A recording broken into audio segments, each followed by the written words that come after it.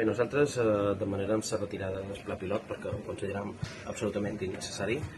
És un pla segregador de dubtosa legalitat i, evidentment, posarem els nostres serveis jurídics a disposició dels afiliats i de la resta de col·lectiu docent per tal que no se vulnerin els drets sociolaborals dels docents i els drets lingüístics dels alumnes.